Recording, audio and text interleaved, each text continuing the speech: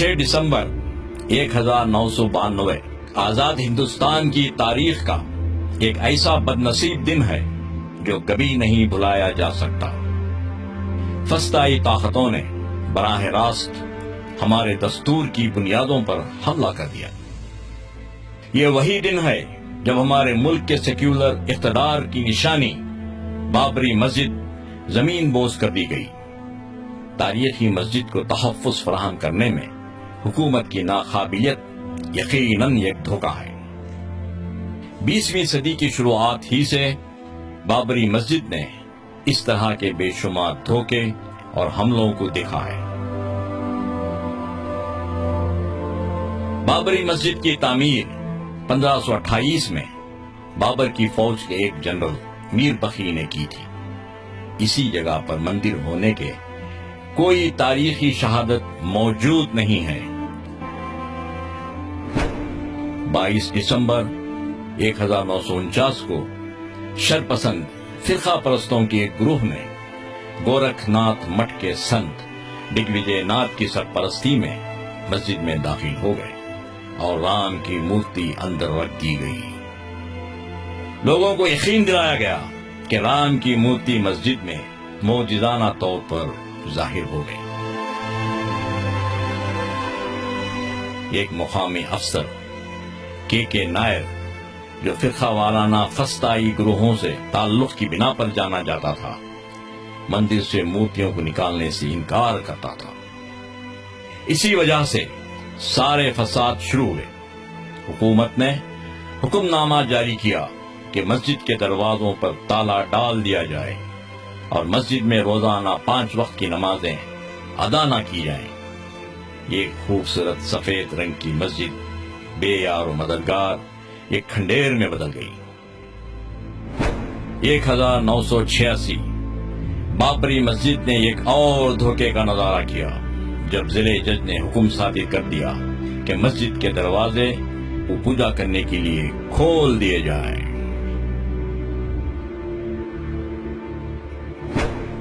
1986 کے بعد RSS اور اس کی ذیلی تنظیموں نے ایک فرقہ وارانہ منافرت کو شے دینے کے لیے رام جنم بھومی ابھیان کے نام سے ایک مہم چلا رکھی تھی تاکہ ملک کو فرقہ وارانہ بنیادوں پر تقسیم کر دیا جائے اور سیاسی ماحول تیار کرتے ہوئے BJP کو اقتدار تک پہنچایا جائے۔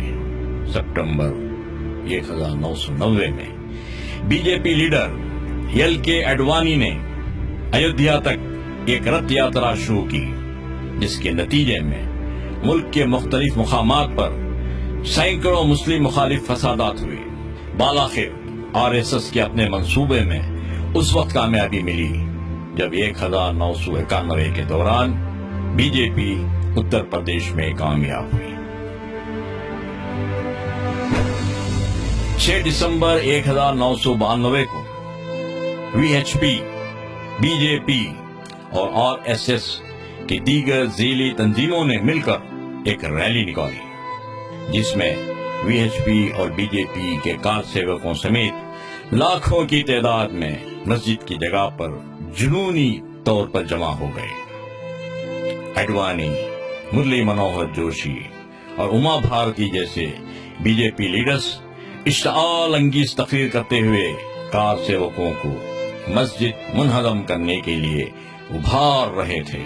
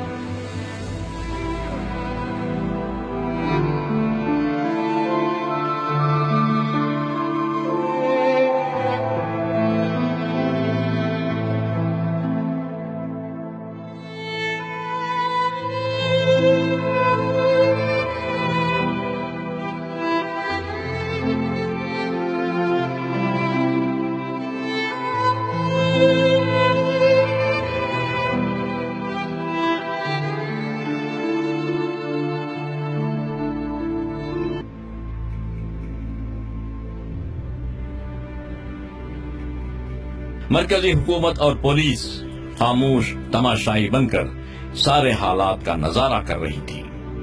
فیصلہ کن موڑ پر پہنچتے ہوئے کار سیوکوں نے بابری مسجد کے گنبدوں کو مسمار کر دیا اور ایک مندر منتقل کر دی۔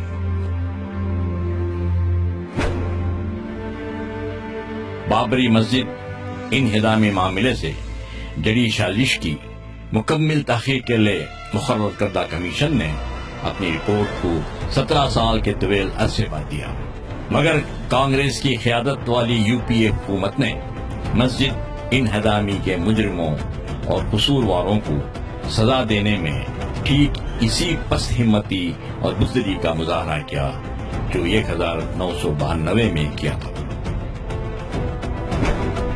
ستمبر 2010 کے دوران ایک اور دھوکہ دیا گیا اور اس وقت معاملہ عدلیہ کی طرف سے تھا۔ الہ آباد ہائی کورٹ نے حکم جاری کرتے ہوئے کہا کہ زمین کے 1/3 حصے پر مسلمانوں کا، دیگر 1/3 حصے پر ہندوؤں کا قبضہ رہے گا اور بقیہ زمین نرموہی اکھاڑے کی ملکیت میں رہے گی۔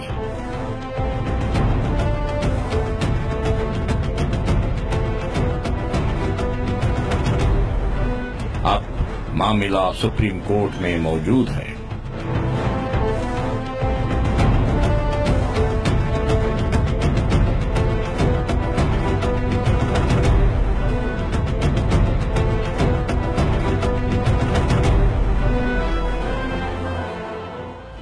بابری مسجد صرف مسلمانوں کا معاملہ نہیں ہے، بلکہ یہ اس کا تعلق براہ راست ملک سے ہے۔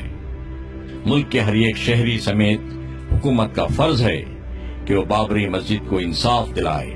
فسطائی طاقتوں کی طرف سے یہ کوشش کی جا رہی ہے کہ ہمارے ذہنوں سے بابری مسجد کا تصور ہی نکال دیا جائے۔